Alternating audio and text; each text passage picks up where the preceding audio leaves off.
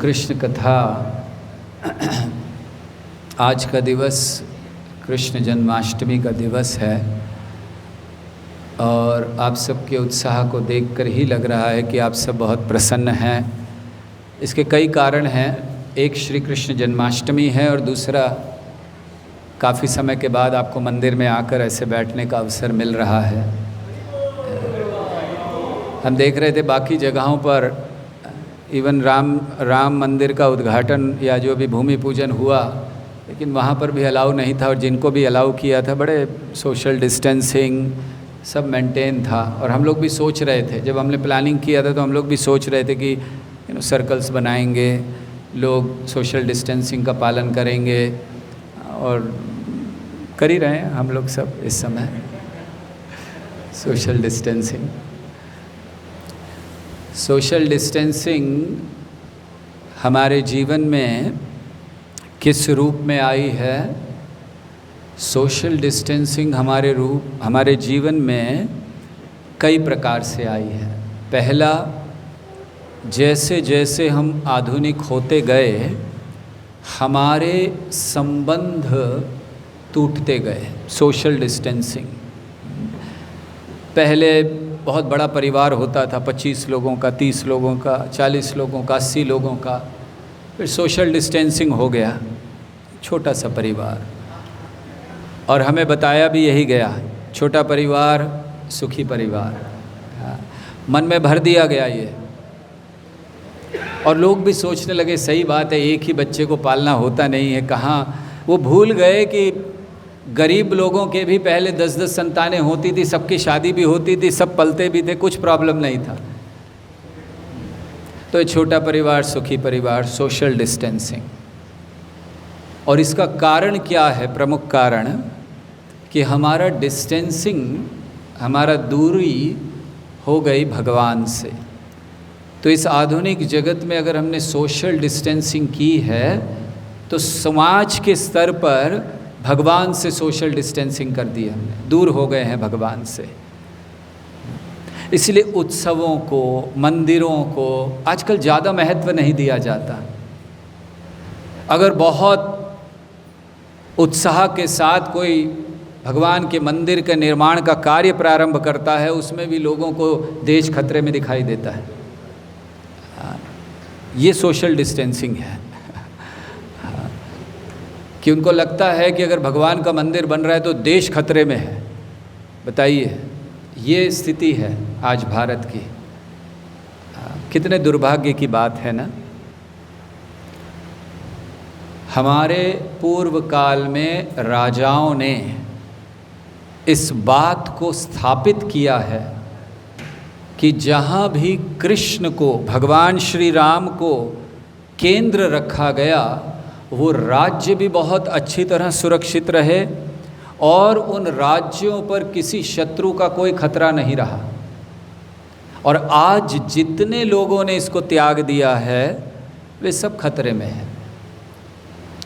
तो इसीलिए ये भगवान के प्रति सच्ची भावनाओं को, भगवान के निकट आना, भगवान के प्रति अपने हृदय में छुपी भावनाओं को प्रकट करना, भगवान को समझने का प्रयास करना, उनसे सोशल डिस्टेंसिंग नहीं करना, ये जीवन का उद्देश्य है। और जिस दिन हमने इसको समझ लिया कि हमारा जीवन ये इस तरह से चल रहा है कि जहाँ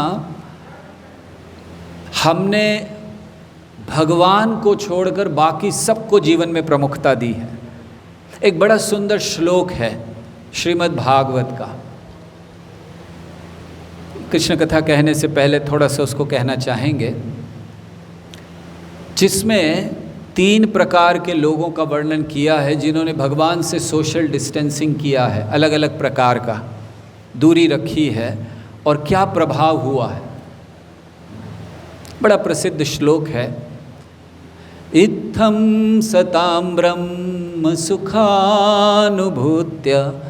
दास्यं गतानां परदैवतेन मायाश्रितानां नरधारकेन साकुविजुः कृतपुण्यपुंजा। इस श्लोक में भगवान के मित्रों का वर्णन है, ग्वाल बालों का वर्णन है, लेकिन ग्वाल बालों का वर्णन करते हुए ये वर्णन किया गया कि किस प्रकार इस जगत में लोगों को कष्ट क्यों है। 3 प्रकार के लोगों का इसमें वर्णन किया है। कौन सा? पहला, ब्रह्म सुखानुभूत्य, ऐसे लोग जो ब्रह्म सुख की कामना करते हैं। दूसरे प्रकार के लोगों का वर्णन किया, मायाश्रितानाम नरधारकेण, जिन्होंने माया का आश्रय लिया है। और तीसरे प्रकार के लोग दास्यम गतानाम, जो भक्ति करने का प्रयास कर रहे हैं, साधक हैं। और इन तीनों के दुर्भाग्य को कहा गया है, तीनों के दुर्भाग्य को। बच्चों का वर्णन किया, ग्वाल बालों का। कृष्ण के ग्वाल बालों का क्या महत्व है बताते हैं, कृत पुण्य पुंजा।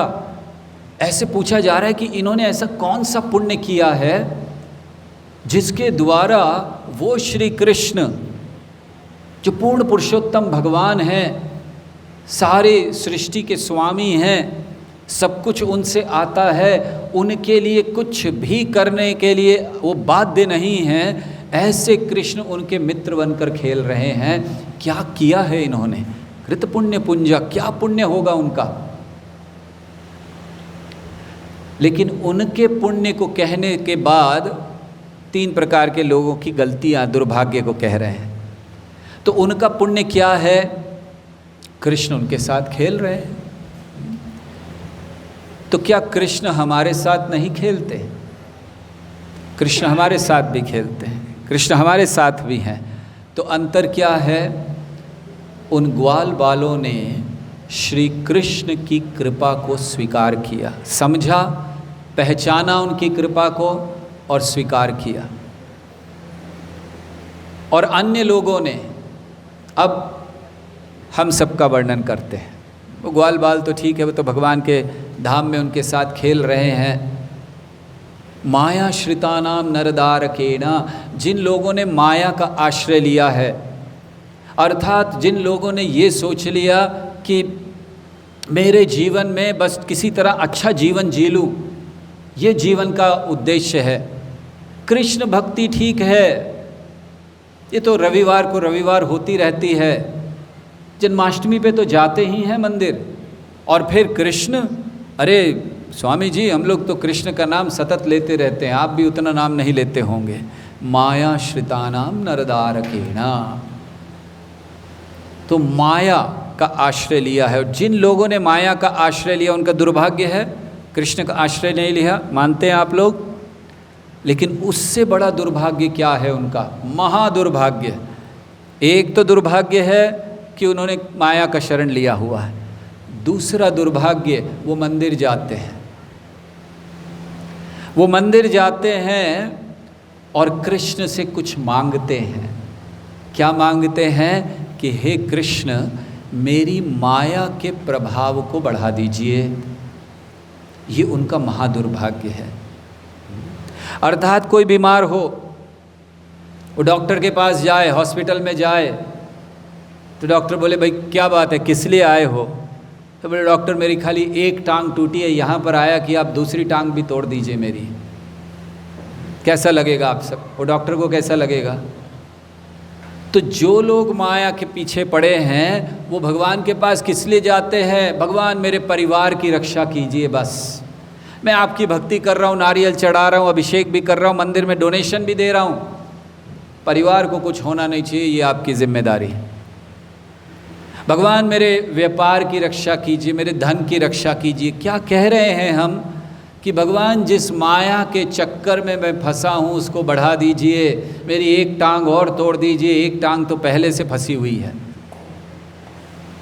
माया श्रितानाम नरदार के ना, इसीलिए उन लोगों के बारे में बताया है, उन माया में पड़े हुए लोगों के बारे में, कि वे लोग महादुर्भाग्य उनका ये है कि भगवान के पास जाकर भी कृपा नहीं समझते भगवान की।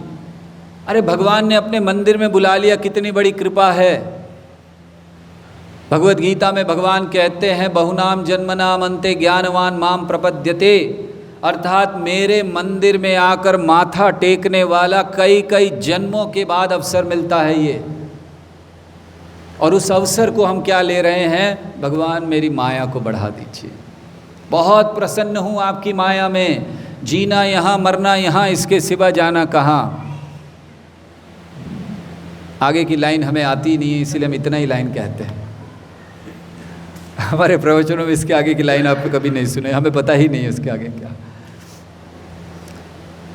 तो ये माया श्रिताना, पहले लोग दुर्भाग्य, अभी भक्तों में भी आ रहे हैं, आप लोग ऐसा मत सोचिएगा वो माया वाले बड़े बेकार लोग हैं।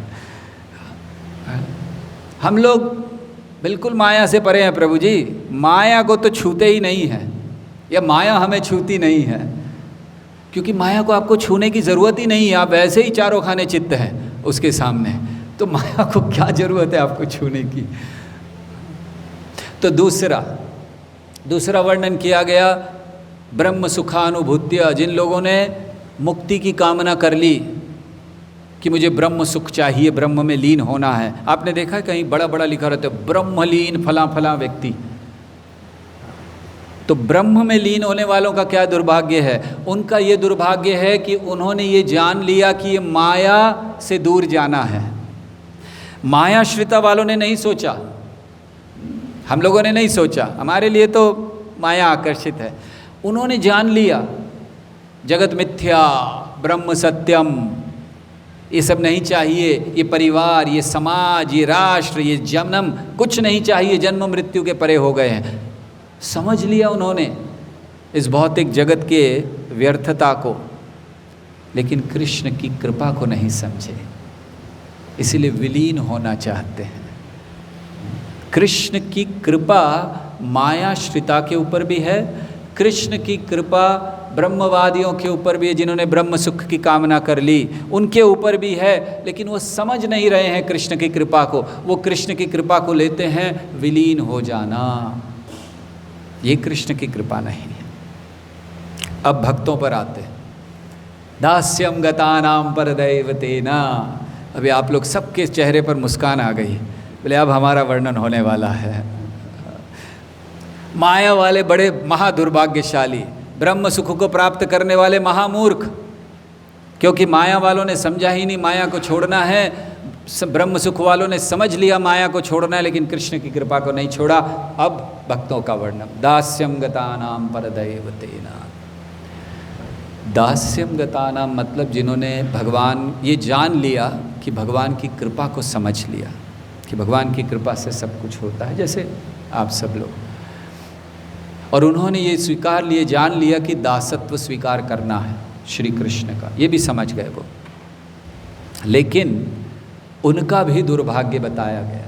क्या दुर्भाग्य है उनका? जो ग्वाल बाल नहीं बने, जो आज भी यहीं पर फंसे हुए हैं, उनका दुर्भाग्य ये है, माया ने माया को नहीं छोड़ा, माया आश्रित वालों ने, ब्रह्म सुख वालों ने माया को छोड़ दिया, लेकिन कृष्ण की कृपा को नहीं समझा। इन लोगों ने कृष्ण की कृपा को समझा, लेकिन उसके मूल्य को भूल गए। जान गए कि कृष्ण की कृपा है, लेकिन उसके मूल्य को नहीं जाना। जान गए कि कृष्ण आ चुके हैं, कृपा कर चुके हैं आचार्यों के माध्यम से, गुरु के माध्यम से, लेकिन हमने उनके महत्व को नहीं समझा। वैष्णवों के माध्यम से, लेकिन हमने महत्व नहीं समझा। अगर महत्व समझा होता तो श्रील प्रभुपाद के हर एक ग्रंथ को बड़ी ध्यान से पढ़ा होता। 2 वर्ष पहले मायापुर में इस्कॉन के सभी लीडर्स का सम्मेलन हुआ, ILS, और उसमें सभी से एक सर्वे किया गया, आप कितना ग्रंथ पढ़ते हैं श्रील प्रभुपाद के। और आपको जानकर आश्चर्य होगा, ये सारे लीडर्स थे, बड़े बड़े मंदिरों के, खाली भारत से नहीं, अनेक देशों से। 70 से 80% लोग नियमित तौर से नहीं पढ़ते। हम यहाँ पर पूछना ही नहीं चाहते हैं, मतलब जन्माष्टमी के दिन आप सबको शर्मिंदा करना अच्छी बात नहीं है, और हम क्योंकि उत्तर जानते हैं, तो हमने श्रील प्रभुपाद के ग्रंथों को, एक एक ग्रंथ को क्यों नहीं पढ़ा? मूल्य नहीं समझ रहे हैं उस कृपा का। हम कहते हैं कृष्ण की कृपा आ गई, हमें प्रभुपाद का आश्रय मिल गया, लेकिन उसकी कृपा समझी नहीं, उस आश्रय की कृपा नहीं समझी। नहीं तो रात रात को बैठकर प्रभुपाद के ग्रंथ पढ़ते, जैसे प्रभुपाद ने रात रात को बैठकर लिखा।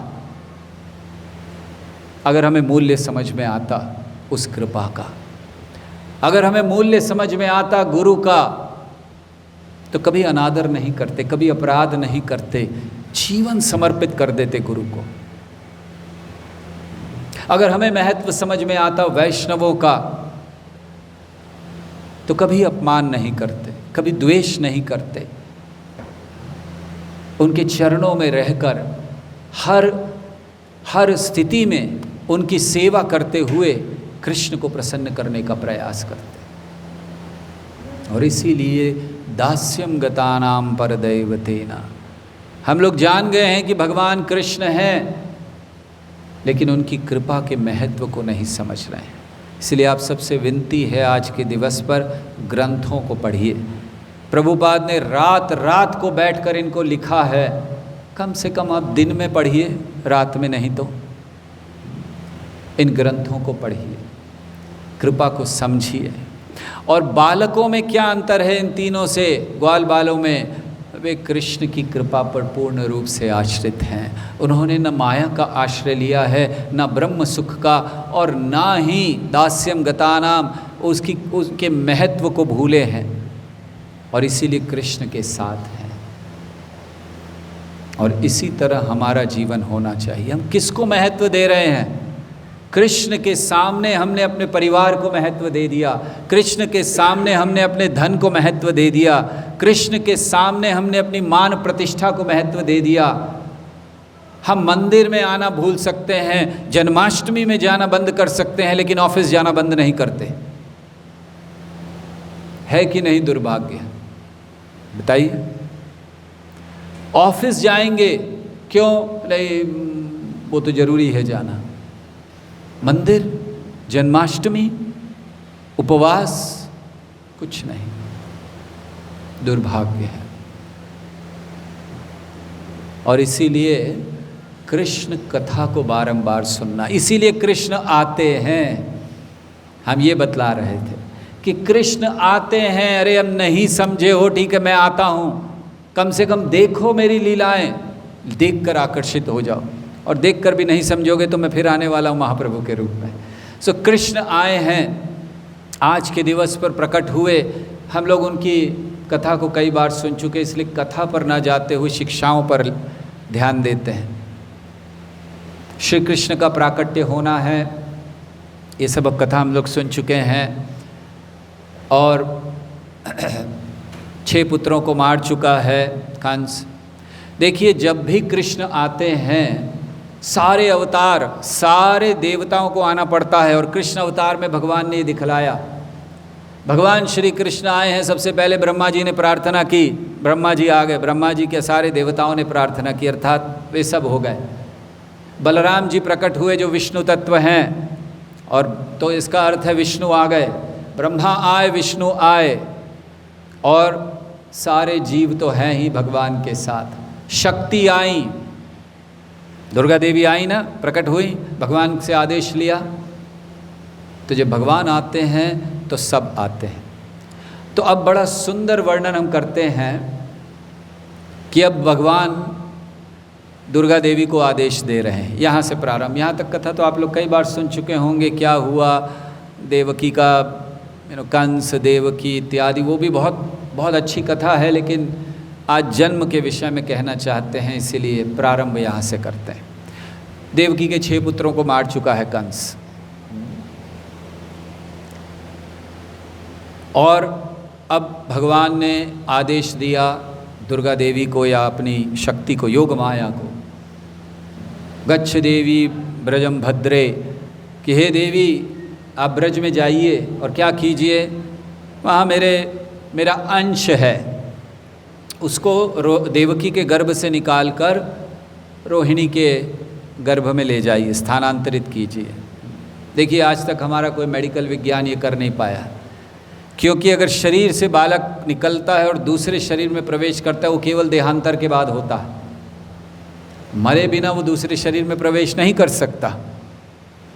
लेकिन यहाँ वैसे का वैसे ही ट्रांसफ़र कर दिया, कोई ऑपरेशन नहीं, कोई सर्जरी नहीं। अच्छा, भगवान ने बहुत महत्वपूर्ण बात कही। भगवान ने कहा ये जो मेरा अंश है इसका नाम संकर्षण होगा, राम होगा। भगवान नाम दे रहे हैं, अभी पैदा नहीं हुए हैं भगवान बलराम जी, नाम दे दिया, नामकरण कर दिया श्री कृष्ण ने, इनका नाम ये होगा। किस लिए किया जानते हैं आप? कोई आप लोग सोचिए, क्यों भगवान ने जन्म लेने से पहले ही नामकरण कर दिया? कोई विचार? नहीं? ओके, आपको बताते हैं। कृष्ण सोच रहे थे बलराम जी पहले आने वाले हैं, वो बड़े भाई होंगे, तो लोग ये ना सोचें कि वो बड़े हैं इसीलिए भगवान बड़े वो हैं, मेरी भी कोई वैल्यू है। इस बात को कहने के लिए वो बता रहे कि छोटा भाई क्या बड़े भाई का नामकरण कर सकता है?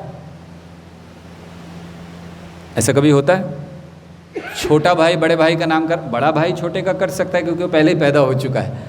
छोटा भाई बड़े भाई का नामकरण करता है, और अभी वो छोटा भाई आया नहीं, ना बड़ा भाई आया। कृष्ण ये दिखला रहे हैं कि जो भ्रांतियां हैं हमारे मन में, कि हम सोचते हैं कि रामचंद्र जी पहले आए इसीलिए वो बड़े भगवान हैं, इसीलिए महामंत्र में राम पहले होना चाहिए, ये भगवान ये सारी भ्रांतियों को समाप्त कर रहे हैं।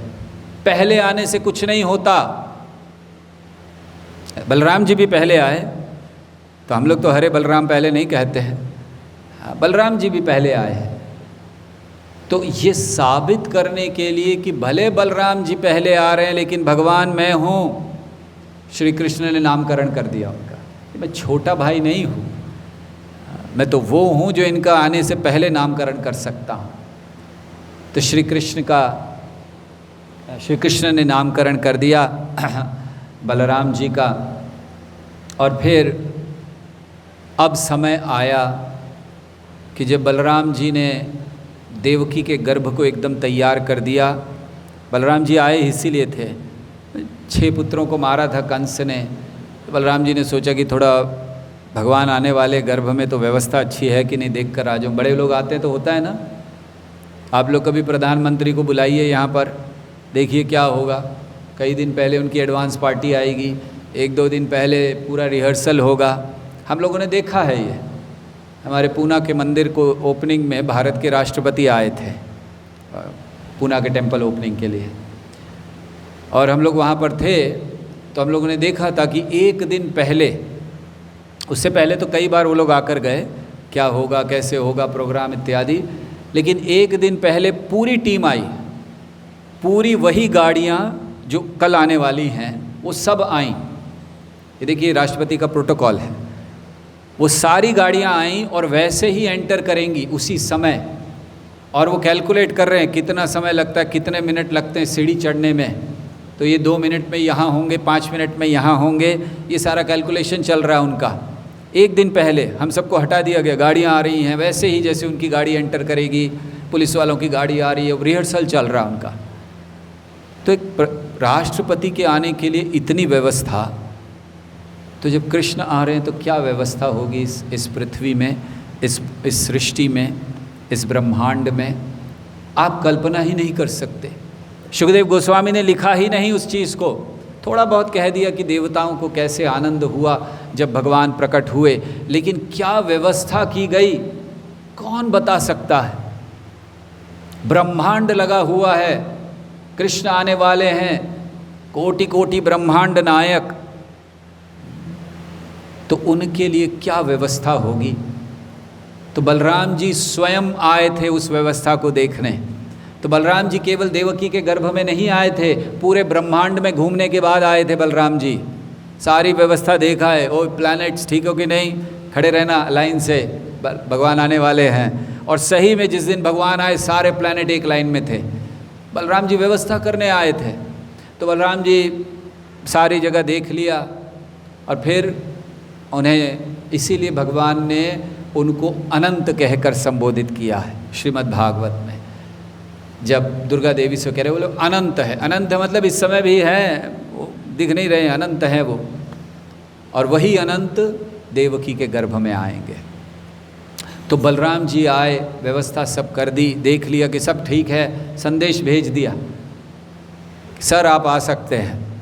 यही होता है ना, राष्ट्रपति आने वाला उसको संदेश जाता है, यस सर आप आ सकते हो। आप देखिए जब गाड़ी आती है प्रधानमंत्री या राष्ट्रपति की, आपने पता नहीं ध्यान दिया कि नहीं दिया, गाड़ी आके रुक जाती है, प्रधानमंत्री उतरते नहीं हैं, जो अन्य लोग हैं उतरते हैं, सारे देखते हैं, चेक करते, वो अंदर ही बैठे हैं, भले 5 मिनट लग जाए, भले 10 मिनट लग जाए, जब तक वो जो बाहर खड़ा व्यक्ति वो सिग्नल नहीं देता सब ठीक है, तब तक प्रधानमंत्री बाहर नहीं आते। आप देख लीजिए, कभी भी देख लीजिए, कोई भी कंट्री के, भारत के नहीं, कोई भी कंट्री के, वो अंदर ही रहते हैं। फिर ये जो बाहर आते हैं सिग्नल सब देख लेते हैं, सब है, फिर वो सिग्नल देते हैं, तब दरवाज़ा खुलता है, तब प्रधानमंत्री बाहर आ रहे हैं। तो बलराम जी उस कार्य के लिए आए थे और बलराम जी ने फिर सिग्नल दे दिया कृष्ण को, यस आ सकते हैं, सब तैयारी है, कोई खतरा नहीं है।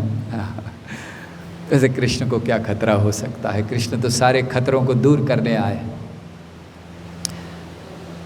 तो बलराम जी आकर चले गए।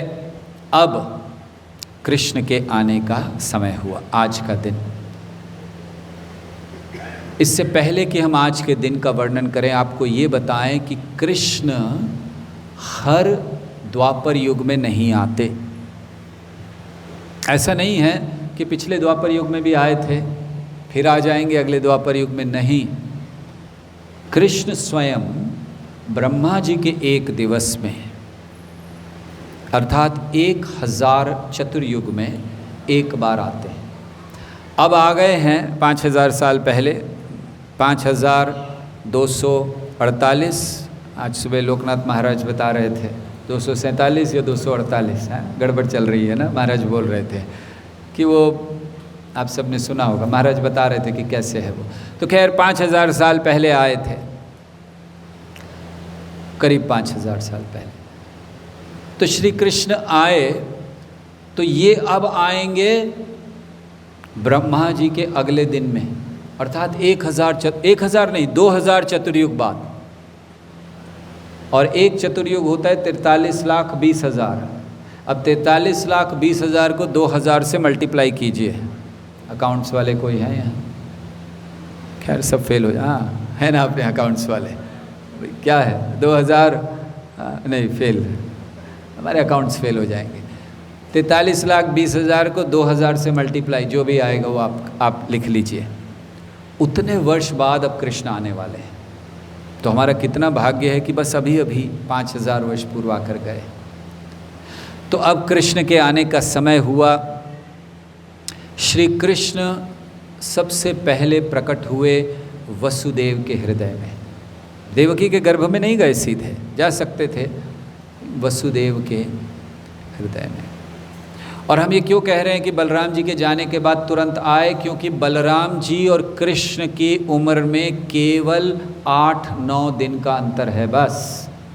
बलराम जी प्रकट हुए, 9 दिन बाद भगवान प्रकट हो गए। बलराम पूर्णिमा मनाई हमने और अब जन्माष्टमी मना रहे हैं, बस उतना ही अंतर है। तो इसीलिए बलराम जी पहले आ गए थे, बस सब तैयारी हो गई, कृष्ण 8-9 दिन बाद आ गए केवल। तो पहले देवकी के गर्भ में नहीं आए, पहले वसुदेव के हृदय में आए, और फिर वसुदेव के हृदय से देवकी के हृदय में और गर्भ में स्थानांतरित हुए। भगवान ये दिखलाना चाहते थे कि भगवान पहले शुद्ध भक्त के हृदय में आते हैं और फिर उस शुद्ध भक्त के हृदय से एक शिष्य के हृदय में स्थानांतरित होते हैं दीक्षा के माध्यम से। तो भगवान दीक्षा के महत्व को प्रदर्शित करना चाहते थे। थोड़ा जल्दी भोग लगाइए, 12 बजे आरती करनी है, और भगवान को खाने का भी समय दीजिएगा। ऐसा नहीं कि भोग लगाए 5 मिनट बाद, इतने सारे 300 भोग खाने में उनको समय लगेगा, तो थोड़ा जल्दी लगाइए भोग। आप लोग बहुत देर कर रहे हैं, 12 बजे से लेट आरती नहीं कर सकते हम लोग।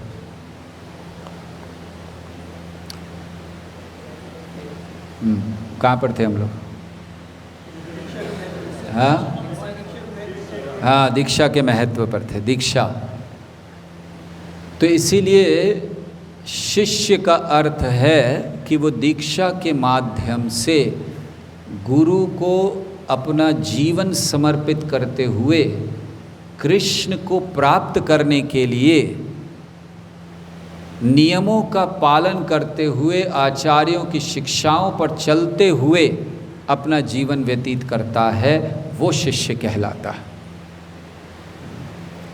तो ऐसे दीक्षा के महत्व को भगवान ने प्रकट किया कि किस प्रकार दीक्षा होनी चाहिए निश्चित, और उसी के द्वारा भगवान शिष्य के हृदय में आते हैं। तो अब देवकी के हृदय में आ गए हैं भगवान, देवकी के गर्भ में आ गए हैं। देवकी ने भगवान को अपने गर्भ में रखा, छुपाए रखा। कंस ने प्रयास किया भगवान को छुपाने का, अर्थात बाहर नहीं आने चाहिए, मारना है मुझे, इसे मारने का प्रयास किया, और इसीलिए कंस का नाश हुआ।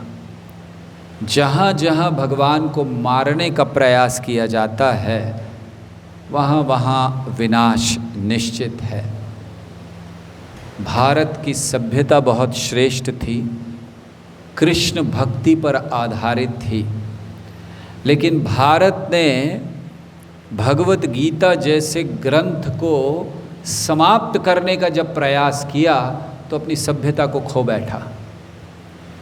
आज जो हम लोग आधुनिक जगत के पीछे भाग रहे हैं, अपनी सभ्यता को ऊपर गर्व नहीं है हमें, इसका यही कारण है कि हमने भगवत गीता जैसे ग्रंथ की हत्या कर दी, समाप्त कर दिया। स्कूलों से, कॉलेज से, सब जगह से निकाल दिया उसको, ये कहकर कि ये सबके लिए समान धर्म होना चाहिए, ये नहीं चलेगा। तो इसी तरह कंस प्रयास कर रहा था कृष्ण को बनाए रखें, अंदर ही रखें, लेकिन जब कृष्ण गर्भ में आए तो उस समय देवकी के मन में, देवकी के हृदय में बड़ा प्रेम हो गया, आनंद हो गया, और देवकी मुस्कुराने लगी। जिस माता के 6 बच्चों को कंस ने बड़ी क्रूरता से मार दिया हो, एक बच्चे का पता नहीं उसको कि कहाँ गया, देवकी को तो नहीं पता था, वो प्रसन्न है, बहुत खुश, उसके चेहरे का तेज बढ़ गया। जैसे जब आप लोग उपवास करते हैं तो आपके चेहरे का तेज बढ़ जाता है ना? नहीं? देखिए कितना आप लोगों का खिला हुआ चेहरा है, और ख़ास करके जो लोग सुबह से सेवा कर रहे हैं उनके चेहरे पर तो विशेष तेज है। तो देवकी बहुत प्रसन्न हो गई, और उसकी प्रसन्नता का कारण भगवान को हृदय में लाना। कभी कभी हमारे मन में एक प्रश्न आता है, क्या कोई ऐसा व्यक्ति हो सकता है जिसको सब लोग प्रेम करें? क्या कोई ऐसा व्यक्ति हो सकता है जो वो ना किसी से द्वेष करे, ना ही द्वेषी व्यक्ति उनसे द्वेष करे, हर व्यक्ति उनसे प्रेम करे? ऐसा कुछ हो सकता है?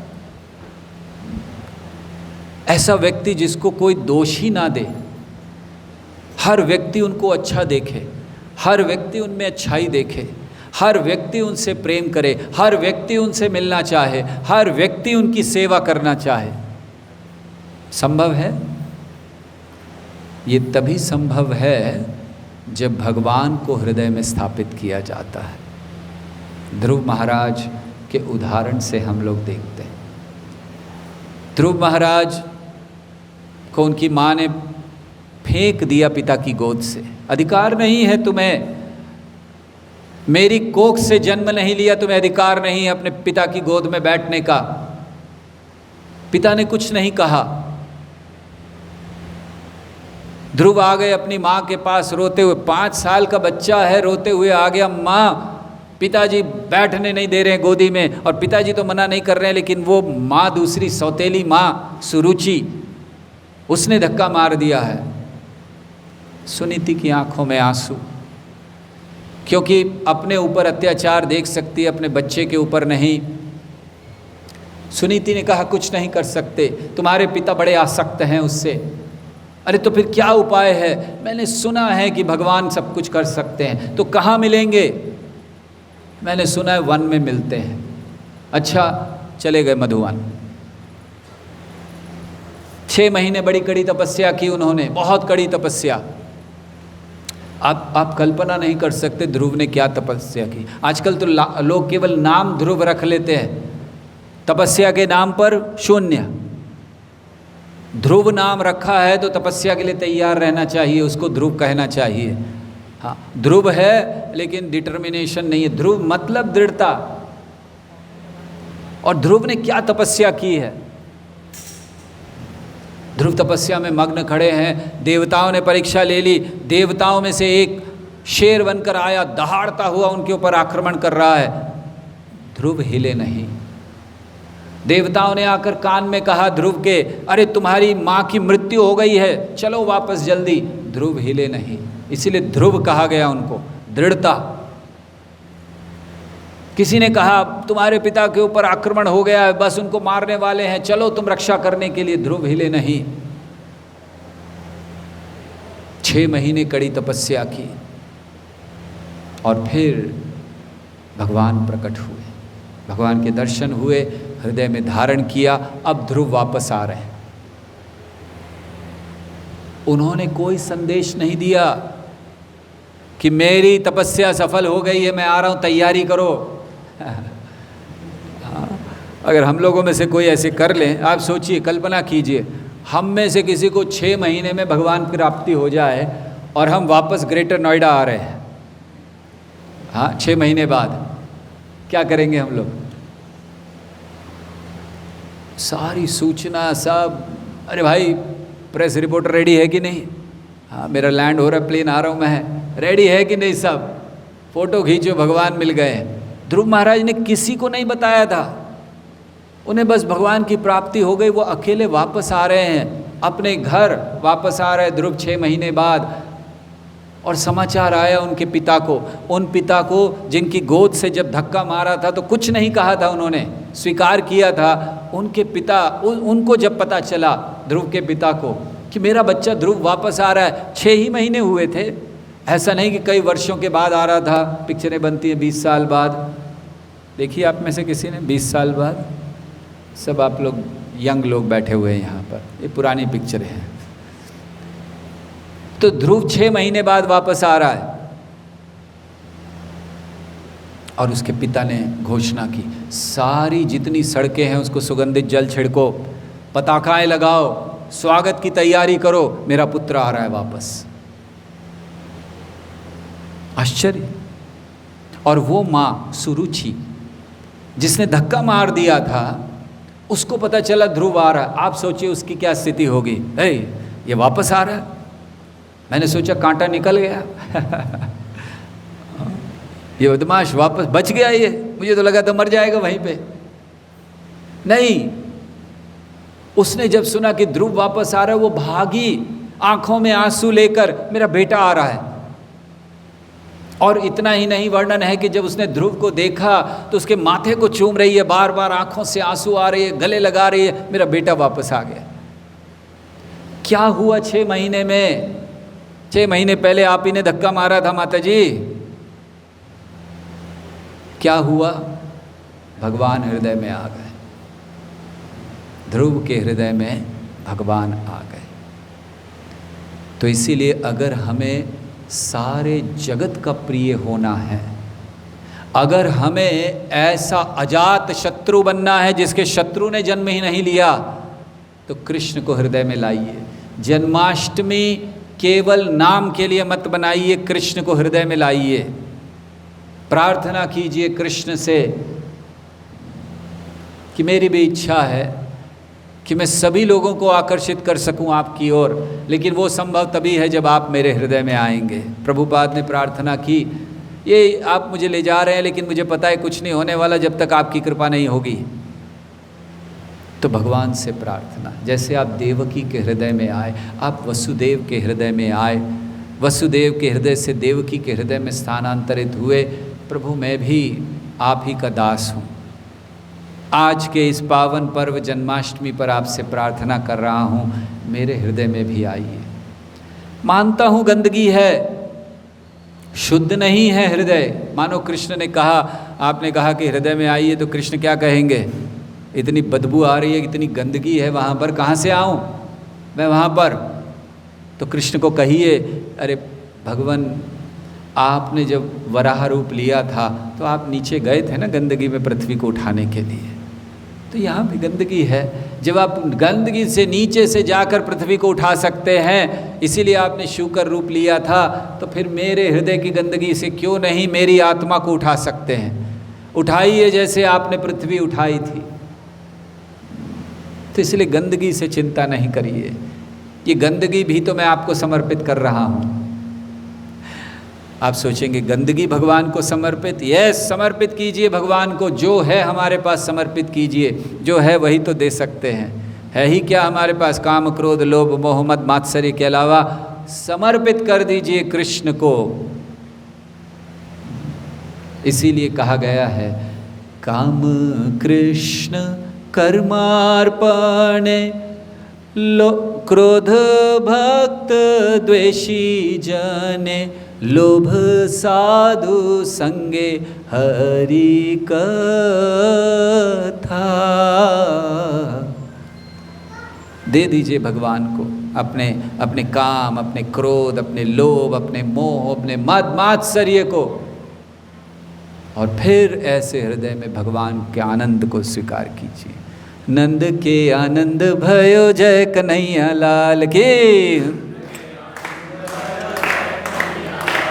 ओ नंद के आनंद भयो जय कन्हैया लाल की। नंद के आनंद भयो जय कन्हैया लाल की।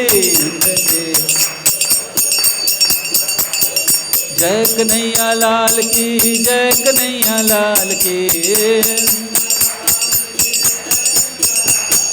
नंद के आनंद भयो जय कन्हैया लाल की। नंद के आनंद भयो जय कन्हैया लाल की।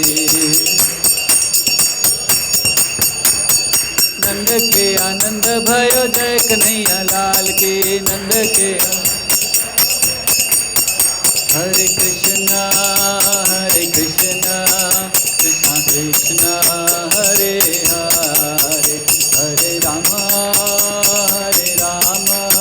राम राम हरे हरे हरे।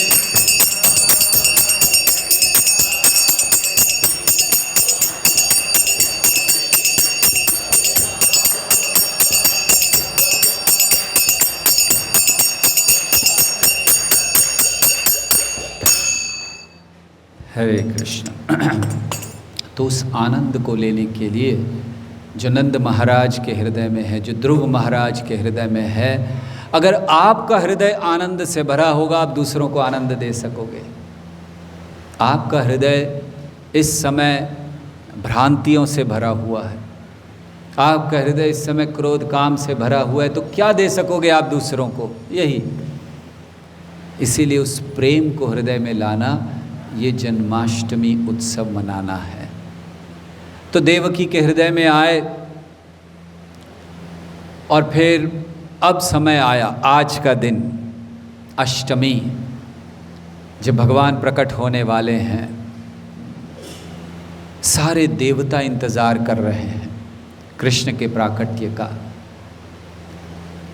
देवकी इंतजार कर रही हैं, वसुदेव इंतजार कर रहे हैं, क्योंकि देवकी को देखकर कंस तक समझ गया कि भगवान आ गए हैं। फिर वसुदेव और देवकी को कैसे नहीं पता होगा। कंस ने कहा, मैं प्राण हरो हरि, मेरे प्राण हरने वाला हरि आ चुका है। इसीलिए देवकी इतनी प्रसन्न है। तो जब कंस को पता चल गया तो वसुदेव और देवकी तो इंतजार कर रहे हैं। तो सारा ब्रह्मांड इंतजार कर रहा है। देवता, ब्रह्मा जी, शिव जी, इंद्र, चंद्र, वरुण, जितने भी देवता हैं वो सब इंतजार कर रहे हैं कि कब कृष्ण का प्राकट्य होगा, क्योंकि ये प्राकट्य आध्यात्मिक जगत में भी नहीं देखा जाता। कृष्ण वहाँ छोटे बच्चे की तरह प्रकट नहीं होते। वैसे तो यहाँ भी नहीं होते, अजन्मा हैं, लेकिन बन जाते हैं छोटे से। तो इसलिए देवता खड़े हुए हैं, तैयार हैं। जितने नक्षत्र हैं, जितनी तिथियां हैं, जितने योग लगन जितने भी हैं, सब एक लाइन में खड़े हो गए। अटेंशन बहुत सारा है, सारी स्थिति अच्छी हो गई। भगवान को अभिजीत मुहूर्त बहुत पसंद है, तो भगवान आते हैं। अब भगवान के आने का समय हुआ, सारा ब्रह्मांड सजा हुआ है। आप सोचिए, हमने भगवान की जन्माष्टमी के लिए छोटा सा स्थान सजाया है ना, देवताओं ने पूरा ब्रह्मांड सजाया था, पूरा ब्रह्मांड सजा हुआ था भगवान के प्राकट्य के लिए। और इसीलिए देवता नृत्य कर रहे हैं, अप्सराएं नृत्य कर रही हैं, गंधर्व गा रहे हैं। शुकदेव गोस्वामी इसको कहते हैं, ब्रह्मांड सजा हुआ है और कृष्ण के आने का समय हो गया, रात्रि का समय। कृष्ण ने रात का समय क्यों चुना? थोड़ा जल्दी आ जाते, हम लोग को उपवास कम रखना पड़ता है ना। देखिए, कृष्ण ही है जो रात को 12 बजे तक हमें उपवास कराते, बाकी कोई नहीं। नरसिंह देव भी बड़े भयंकर हैं, लेकिन 7 बजे तक शाम के, बस। महाप्रभु 7 बजे तक, रामचंद्र जी 12 बजे तक, बलराम जी 12 बजे तक दोपहर के।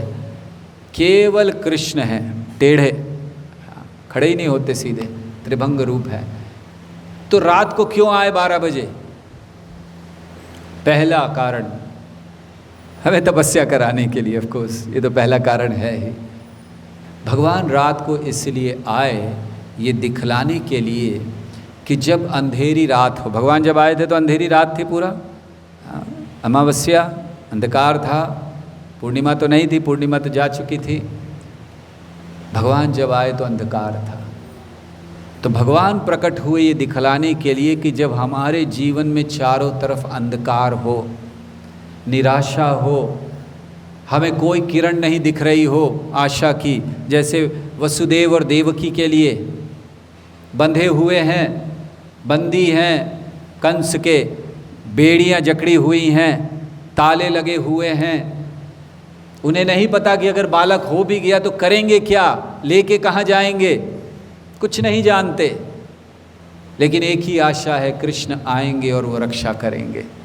अवश्य रक्षिबे कृष्ण विश्वास पालन, ये हमारा विश्वास है। तो कृष्ण रात्रि के समय इसलिए आए कि ये दिखलाने के लिए कि जब हमारे जीवन में रात्रि हो, अंधकार हो, निराशा हो, हमें कोई मार्ग नहीं दिख रहा हो, तो उस समय ये विश्वास जो देवकी का था, कृष्ण रक्षा करेंगे।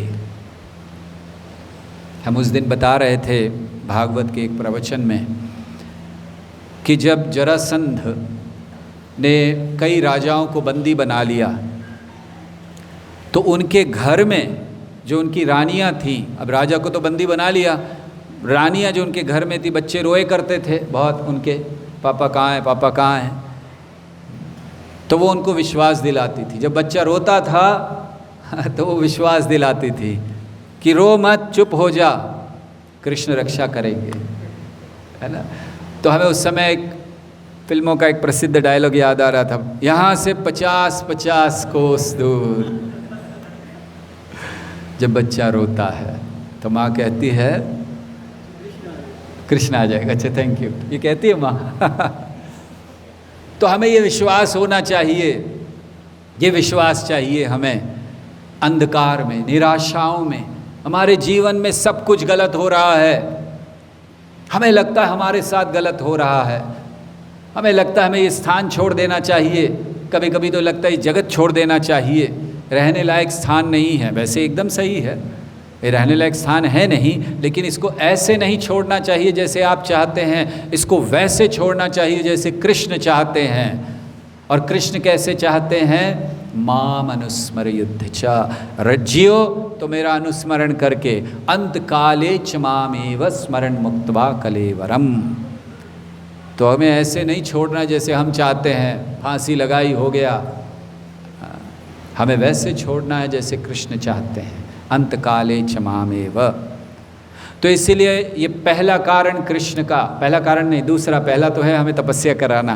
कृष्ण कहते सबसे ज़्यादा तपस्या मैं ही कराऊंगा। क्यों? क्योंकि सबसे ज़्यादा प्रेम मैं ही देता हूँ, और इसीलिए सबसे ज़्यादा तपस्या भी वो कराते हैं। हमारे पास 2 मिनट हैं केवल इस कथा को पूर्ण करने के लिए। कृपया 2 मिनट में प्रसाद, महामुनि प्रभु 2 मिनट में प्रसाद भोग निकाल लीजिएगा। आरती शुरू करने से ठीक 12 बजे, जैसे ही 12 बजेगा कृष्ण कशली शंख बज जाएगा, अंधकार में, निराशा में। तो पहला कारण कृष्ण का याद रखिए कि क्यों आए हैं कृष्ण रात्रि में, ये दिखलाने के लिए।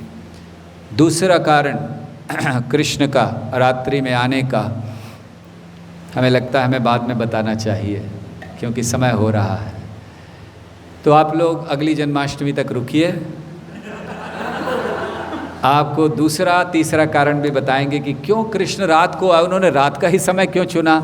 कभी भी आ सकते थे, तो रात का समय क्यों चुना। लेकिन अब हम ज़्यादा नहीं बोल सकते, क्योंकि ठीक 12 बजे आरती है, कृष्ण का जन्म है। अगर उससे भी देर किया कृष्ण का जन्म, तो फिर वो हमारे जीवन में अंधकार ले आएंगे, इसीलिए हम नहीं चाहते हैं। तो खैर, मूलतः आज के दिवस पर जल्दी से बता दें, कृष्ण प्रकट हुए और सारे देवता नृत्य करने लगे। सारी पृथ्वी मानो ऐसे हो गई कि जैसे फूल ही नहीं समा रही हो, पुष्प अपने आप खिल रहे हैं। रात्रि के समय जो पुष्प खिलते नहीं हैं, सुगंधित हवाएं बह रही हैं कृष्ण के प्राकट्य के, और कृष्ण प्रकट हो रहे हैं। ऐसे में देवकी के सामने प्रकट हुए चतुर्भुज रूप में, देवकी को विश्वास दिलाने के लिए कि चिंता नहीं करो, कंस मेरा कुछ नहीं कर सकता। वसुदेव ने प्रार्थनाएं अर्पण की कि आपको तो केवल दिव्य ज्ञान के द्वारा समझा जा सकता, अन्यथा समझ नहीं सकते। और ऐसे देवकी और वसुदेव ने दोनों ने प्रार्थनाएं की भगवान श्री कृष्ण के प्रति। और फिर जब ये प्रार्थनाएं उनकी हो गई और सब तैयार हो गए, कृष्ण ने कहा, कृष्ण ने उनको उनका इतिहास बताया कि मैं पहले भी आपसे प्रकट हो चुका हूँ और अब भी आपके पुत्र के रूप में प्रकट हुआ हूँ, आप बिल्कुल चिंता नहीं कीजिए। तो आइए हम सब कृष्ण के प्राकट्य के लिए उनसे प्रार्थना करते हुए जोरदार कीर्तन करें, भगवान की आरती का आनंद लें और उसके बाद प्रसाद का आनंद लें। जिन लोगों ने उपवास रखा उनको तो अब प्रसाद का आनंद ही आनंद आएगा, अमृत लगने वाला है। हरे कृष्णा कृष्णा कृष्णा हरे हरे, हरे राम राम राम हरे हरे।